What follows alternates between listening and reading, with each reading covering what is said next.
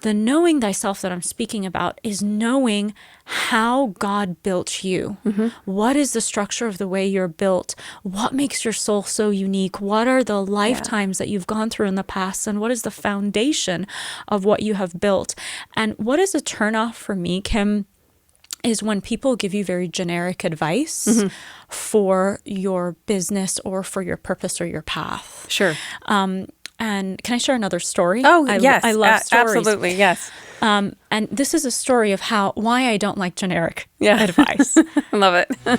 Get ready for the real estate show that takes you across the barriers and into the danger zone. That Bitchin' Real Estate Podcast with your host, Tenacious T. So this woman she was a manager of a clinic, and she was so tired. She was so tired of managing it. She was so tired of the demands. It was a very big clinic. Yeah. She was exhausted. She just wanted to get out of that line of work. And her friend one day gave her a call and said, "Hey, I just bought you a ticket to an event." And she said, "What event is it?" And she said, "It's an event of how to be a life coach." And this event was basically this one-day event where they take you through step by step of how to quit your job, transition, become a life coach. And then what they did after that is they sold you on teaching you how to become a life coach. Sure. Like they took you through the training. Yes. Type of a thing. So she went there with her friend. Those events are so rah-rah. Oh, yes. There's just so... Think Tony Robbins. and he's beautiful too in his own way. Yes. But it's like you can do it and you can do it and all of that stuff without taking a look underneath the surface. Yes. So what happened was, her friend looked at her and she said, "You are so considerate. You are so nurturing. You are so wonderful. You really should be a life coach." Yeah. And what her friend said was true.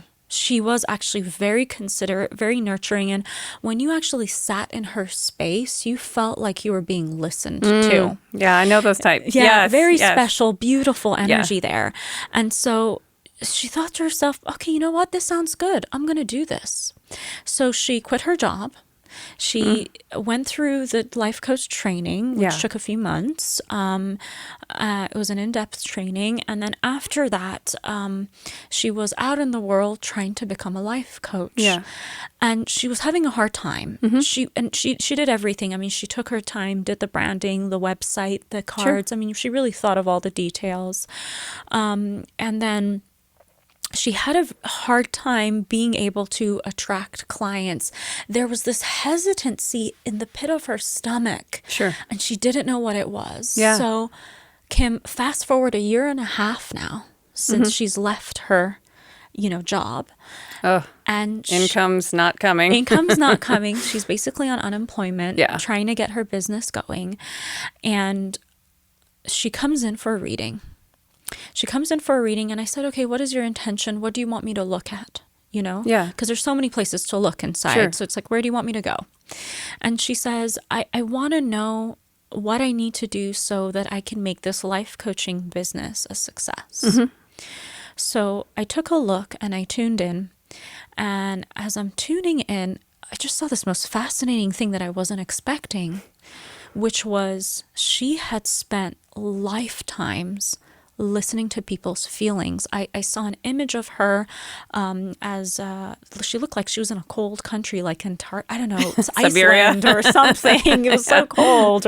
And she was the oldest daughter, 7 children underneath her. The mother passed away and she had to take care of the kids. So she basically became the mother and she became so good at listening to their feelings. I saw another lifetime of her as a psychiatrist, listening to people in deep, deep pain. Yes. I saw another lifetime of her in the olden days, helping people to transition, holding them in the last moments of their fears. Yeah. She was called in as like an ancient day shaman type She's of a a thing. hospice.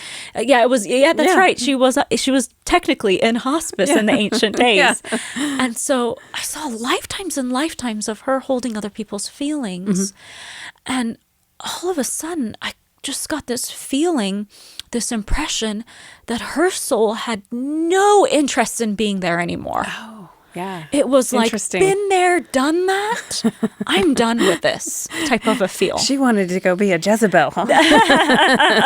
Oh, well, definitely something lighter. Yeah. But yeah, she definitely wanted to have something fun. She wanted to do something fun. Yeah. You're hilarious, Kim. She wanted to be a fun, light Jezebel. That's so funny. Yeah, and so she was looking for something like that. And that feeling that she was feeling in the pit of her stomach actually wasn't resistance. It was telling her that she's actually not on track. Right.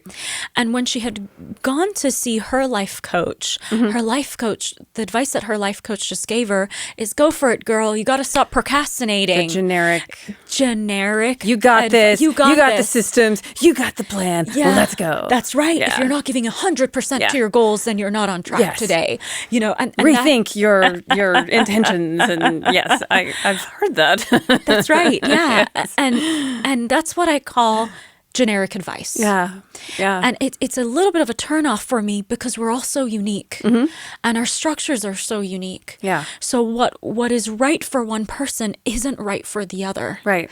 And that's why knowing thyself is so important, because if you know who you are, who your past history is, what your soul is here to do, then you won't be misled.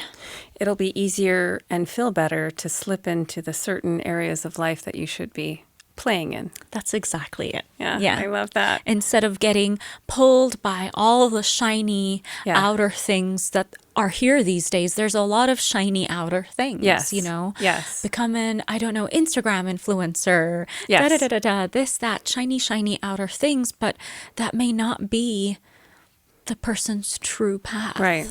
Yeah. So in business and getting to know yourself more, which is, again, you're a spiritual psychologist. This is what you do. You help people discover their I am, right?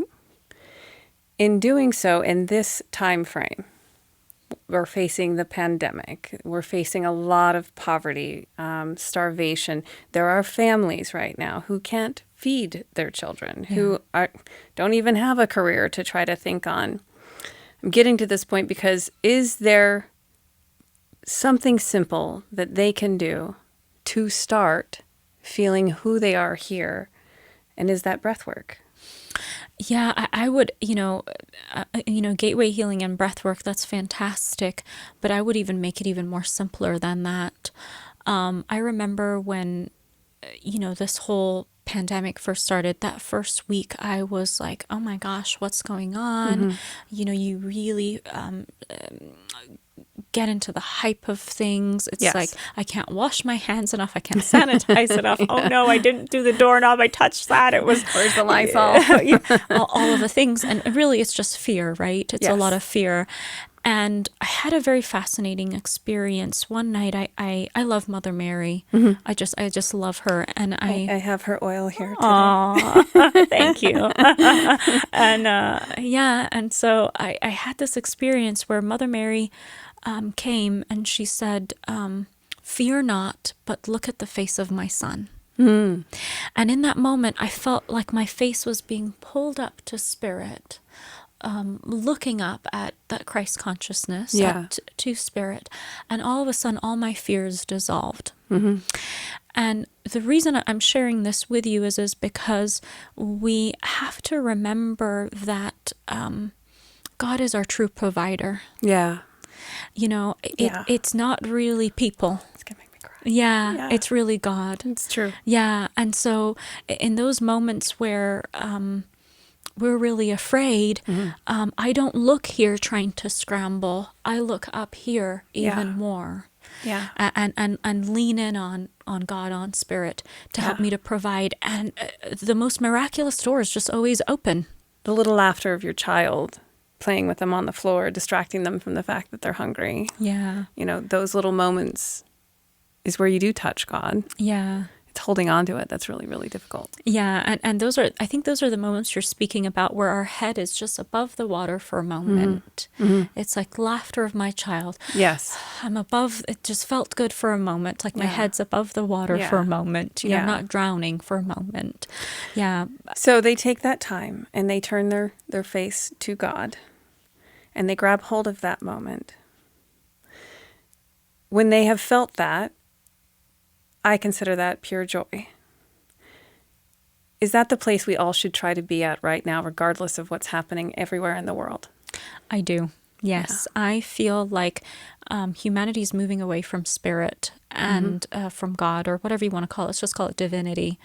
In all versions, it doesn't matter what religion you are. They're all so beautiful. Yeah. And you know, or understanding spiritual belief you are, humanity is moving away from divinity. And I think that the answer is divinity. I think divinity should always be number one in our life. It doesn't matter what you do. Yeah. You know? Yeah. And so, and sometimes, Kim, we can't get to pure joy. We're not in that state of getting to pure joy. Sometimes we're in so much agony. Yes. In those moments, I just say, put your hands up like this and just say, help. Because that's all you can do. Yeah. You can't even do anything else. Yeah. So, like the time when you were 17 and had nowhere to turn. Yeah. Just help. You had a virus attacking you at the time and you asked for help. Yeah. And so in those moments, you know, speaking to the mother that can't feed her child right now or things of that nature. And if you can't even muster up, you know, feeling of devotion and connection and reverence, just help. Yeah. I would start there. Have mercy. Yeah. Yeah. Oh, that's beautiful. All right. So we're going to get into some fun things. First, real quick, before we get into some goals and some famous questions, Rose and Jasmine. Tell me about Rose and Jasmine. Why is it? Is it just something you like, or is there a meaning behind it for you? I love Rose for so many reasons. First of all, I love flower smells like lotus, rose, jasmine. Rose is probably my favorite. Rose is the highest vibration of all flowers. Ooh, good to know. Okay, rose. Roses in the house all the time. Yeah. And it's also very expensive. Like a bottle of this much of rose oil is around $100, $150. It's very expensive. But the other reason I love rose so much is because it's the smell of Mother Mary. Oh, yeah. And so when I feel it, I always go into like a very sacred place, you know. So I don't always use it. I always use it in special moments or when I'm teaching a class or things like that. Mine's not like the real rose oil that I'm wearing today, but it smells like It's okay. We'll take that too. I have the fake ones as well. Nice. Yeah. And then Jasmine, for me, Jasmine's very playful and very almost like dancing. What is Jasmine for you? For me, it's that flowery smell. Yeah. I just feel, gosh, I don't know like what little notes in the air, right? Oh, that's so cute. I never thought of it that way. I just, I feel, I don't know. I just feel lovely. So maybe I'm getting all psychological on you. Let's trace that back. Let's find out. I'm just kidding. Where's my root of the jasmine? Right. Yeah. Where did that come from? Yeah. The 5 things that you do on a daily basis: prayer, healing sessions, water flowers, sharing and hearing stories of deep meaning and goals, right? So obviously you're a storyteller. We've got to hear a couple of great stories so far. I want to pick on that one a little bit because that draws to me. You know how I feel about stories. Yes, you have your own. I have a few stories, yes. Stories have been with us forever, for eternity. I even feel like if you believe in past lives and other planets, the purpose of our experience in each lifetime is for us to go back and tell the story. Because we're telling and living the story for I am, for God, for our consciousness, right? How do you feel about stories? Why are they so relevant? And why is that one of your favorite things to do? I learn a lot from stories, and I feel like I relate to stories a lot. Mm-hmm. That's why I love stories. It's like sometimes you can give someone a concept, but it's just not enough. Right. You almost have to take them through the person's experience so that they can say, I get it now. And so that's why I love stories so much, is because they really teach us through deep inner relation. Right. Yeah. Humanity's greatest movements and philanthropic work has been born from its deepest sorrows. And if we don't share those stories on how we were able to overcome those moments, how can someone else connect and relate and figure out how to do it as well? Exactly. And it's that, and that's what I mean by I've been here, I understand. Yeah. You know. Yeah. Or and you've had some fascinating travels and experiences and people that you've met. Give us a story. Do you have a story on a child? Maybe a child that came to you or that needed some healing, or maybe a young child that you came in contact with that was very spiritual in their age. I have a story of a young woman. She wasn't quite a child, but she was still in her, I think, late teenage years. Okay, good. Okay. It's a very esoteric story. I don't know if you want to hear it. Yeah. Okay. If it came up, it came up. Let's hear it. Okay. So this girl came for a reading, and she called me on the phone and she said, I want you to prove to me that I have spirit guides. And I remember thinking... I'm going to pause you just for a second. Okay. So this is very relevant. Notice that she came to you because she wanted to have proof. So listen carefully. Yeah, she wanted this proof. story was meant to be told. Here we go. And I remember thinking like, oh man, I hate giving proof. Yeah. You know, it just really puts you on the spot and you have to, I was like, okay, well, I'll try. So the way my readings work is I sit in channel for 4 hours privately, connect, get information, write it all down, and then we get on the phone and actually do the reading. Yes. So I'm in channel and all of a sudden I'm having this interesting experience. Like I feel like all of a sudden I am her. Oh. And I felt like she felt like to me she was super depressed. I felt like she felt like there's no reason for living, no purpose, in a very dark place as I'm standing here experiencing myself as her. Right. And then all of a sudden I remember her thinking, I experienced her thinking, I want to kill myself. I want to end my life. I am done. Yeah. Type of a feeling. And so I'm in this experience with her in her body. She's having that feeling. And then she's thinking to herself, how do I want to do this? How do I want to do this? Yeah.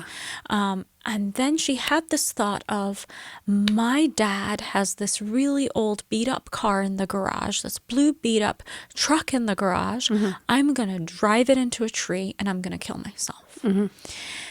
And so I'm going through this experience of in her body, she gets into the car, she's distraught, she turns the car on, gets out of the garage, and she was living in a forest-like area, lots of trees all around, and she was driving, making her way towards this one big tree in the far, far distance. And as she's driving there, getting closer, Kim, all of a sudden, these two cute eyes just pop up right in front of the tree. And she's like, oh no, is that a cat? And she loves animals. And as she gets closer, she's like, oh, it's a bunny rabbit, my favorite animal. Yeah. You know? And so she puts her leg on the stop, you know, braking as quickly as she can. And she like almost hits the tree. Yeah. And she runs out of her car to look to see, did she kill this animal? Yeah. And what was really interesting is bunny rabbits are very flighty. They don't even let you get close to them. They're always, 10 steps ahead, right? Yeah, 100%. The bunny rabbit was standing there right in front of the tree trunk. It hadn't moved. Wow. And it looked at her for a minute and then just hopped off. And this is all during your channeling. This is all during my channeling. Yes. I'm having this experience. And then, she didn't commit suicide that night. Yeah. And so I'm seeing this and I'm like, what on earth do I do with this? Right. What if I'm just making this all up right now? Right. How do I even tell her this? Yeah. I mean, what if I just made up this entire What if this was your concoction? imagination, So, right? exactly. Maybe it was a movie you saw a week ago and suddenly you're having a flashback or something. Exactly. Yeah. Or maybe it's some symbolic thing in her psyche because Right. we have so much symbology in there. Harry Potter has lots of symbols of, yes.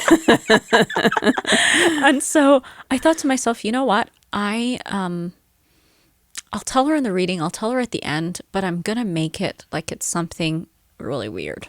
Gotcha. So came the reading, I gave her a reading, and right at the end I said, I had this really weird experience, and I think it's symbolic of something. I'm just going to share it with you. Let's figure it out together, And so I shared the whole thing with her, and she broke down crying. She had already done it. She had actually gone through that experience, and in that moment, her spirit guide came through and said, that bunny rabbit was me. Yeah. Stopping you from committing suicide. Yeah.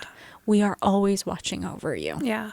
And so that was that, for that young teenager, that was that proof that she needed. That we are not alone. That we are not alone. Yeah. Yeah. And I'm a big, I am the suicide eradicator. You are. I am. And the story was meant to come up. So, Aw. yeah. So for those, which all age groups it's affecting right now, that are in those desperate moments, who think that they just can't do it anymore, you are not alone. Katie can tell you.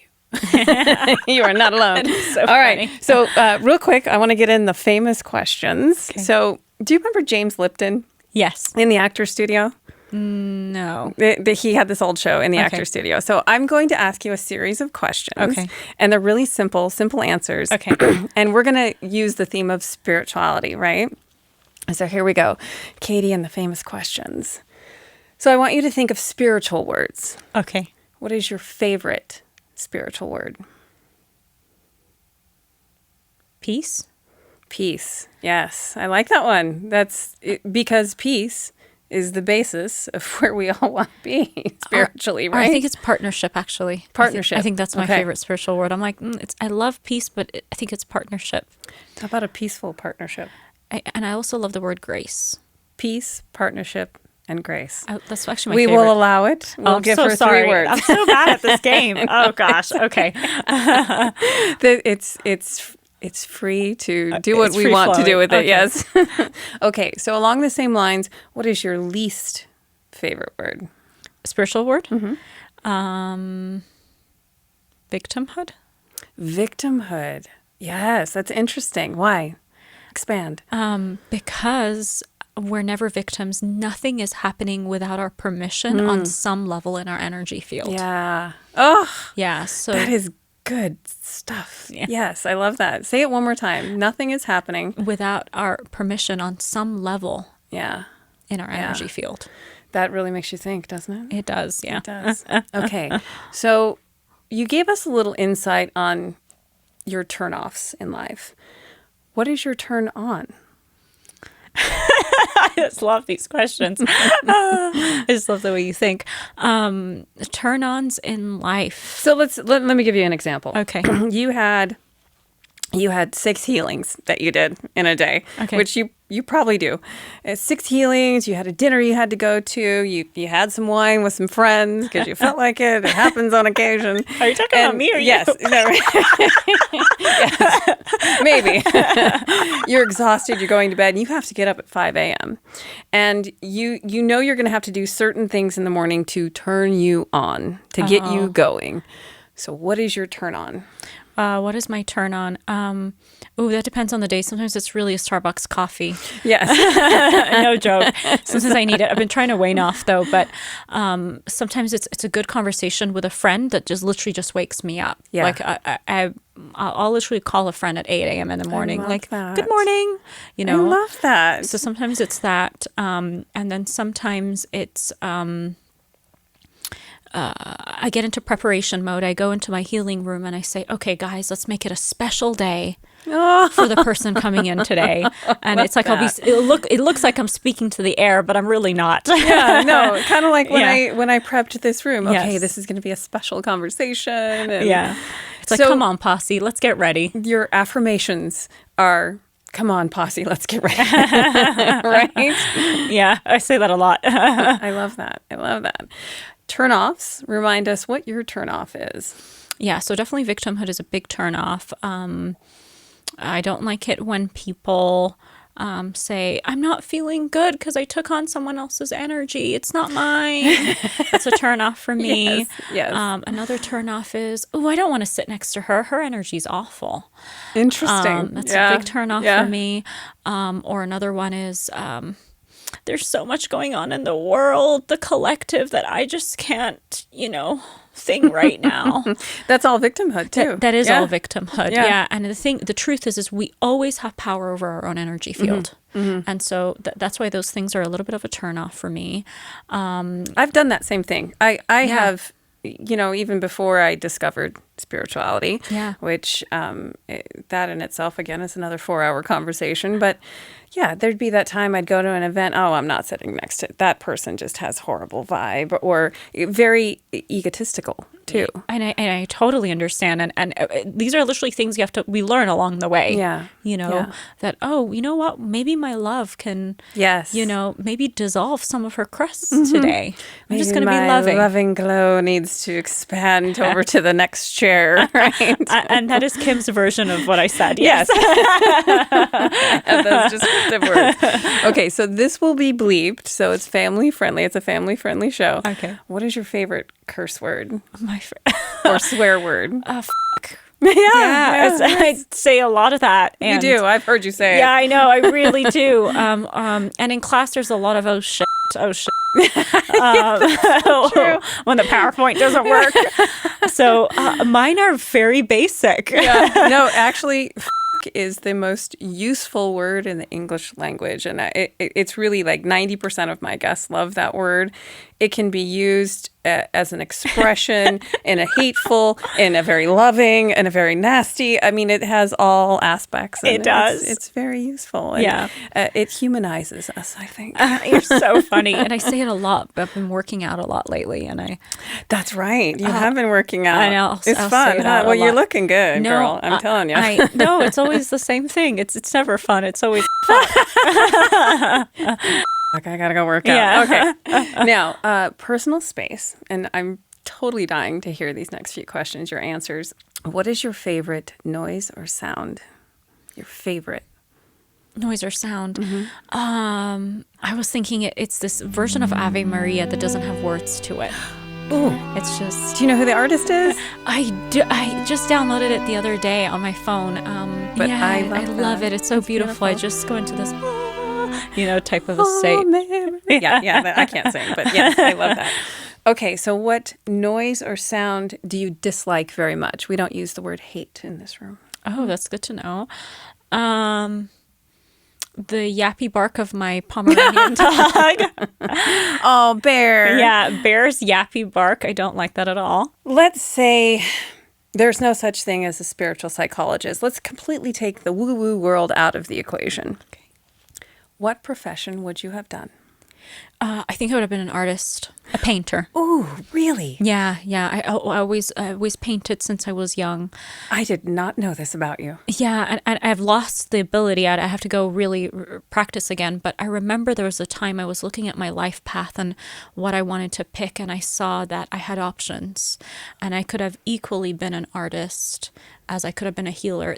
They were giving me choice, like, what do you want to do? My heart's beating like fast. Yeah. Like, I want you to pick up a paintbrush. Was it painting or drawing? Painting, yeah. Painting. And pencil. I love pen, but I love painting. Yeah. I'm going to challenge you to pick up that brush again. I'm going to make you, I shouldn't say make you. I'm going to encourage you to do this for sure. And I have a few in my home that I have painted and stuff like that. Okay. So this is the final question.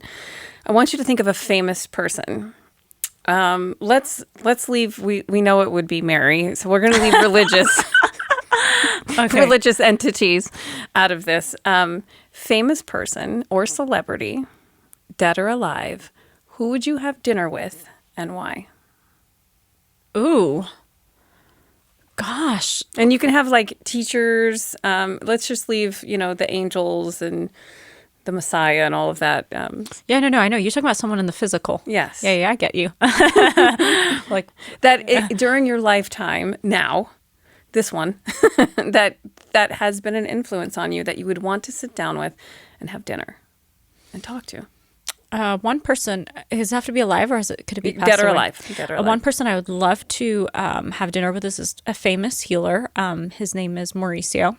Mauricio. He's called the Man of Light. He used to Yes. have the gift of being able to shoot light out of his body that could be seen by the Yes. naked eye. I would love to sit and have dinner with him any day. Why? He's so much a foundation of who I am. Because his wife taught me a lot. His wife is my teacher. So So I'm gonna pause you. So Mauricio, say it again. Mauricio. Yeah. Mauricio, you did teach us about this Yes. in your gateway class, and Mauricio was exceptionally gifted and could channel the light of Cosmic light. cosmic light of love and healing, right? Yes. When he passed away, his wife also had the same gift, not quite to the intensity, correct? Yeah. It's just, she has the same gift. It just can't be seen by the physical eye. Gotcha. Yeah. She was your teacher. Yes. I did not know that. Yeah. So she will always will be. She's my role model. In fact, I'd love to sit and have lunch with her anytime too. Yeah. They're a big foundation of who I am. Mm-hmm. I would consider myself a part of his lineage. Oh, I love that. Yeah. So where would you take him to dinner? He was Brazilian, so maybe like a nice Brazilian barbecue. Brazilian barbecue coming right up. Well, I have a couple of gifts for you. Aww. It's kind of what I do. So first and foremost, it was really hard to get Whitney Houston or Celine Dion t-shirts. I am an 80s girl. That is so funny. So I got you this one. Let's see. Kicking it old school. Oh my gosh, that's so cute. And I take all of my t-shirts and I give them a different 80s cut. And so Oh, yours I wow. did very simple. I love I just that. cut the collar out and gave it the V. Oh my gosh, you're so thoughtful. What had happened when I was a girl is I'd steal my father's silk, really expensive shirts and I'd cut them. And over the years, I kind of kept cutting That is t-shirts. so cute. This is for you. And I Thank got you you so one much. more special gift. Aw. Since I know you like candles a lot, I do. These are little matches, and it says, "Darling, keep lighting up your little corner of the universe." That is XO, so sweet. XO. And then just a cute little candle. Travel light, live light, spread the light, be the light. Yogi. Aw. This will go on my altar tonight. Aw, yay. I feel like you are the gift that keeps giving, Kim. Aw. Thank you. I really mean that. Thank you. Yeah. I try. Aw. So, Aw. Katie, how do they get a hold of you? So my website is www.arizonaspiritualevents with an S. So arizonaspiritualevents.com. And then Facebook, social media? Yes, on Facebook I am Katie S. Kyleen. And on Instagram I am Spiritually Strong. Spiritually strong. Well, this is Kimberly Toko, Tenacious T.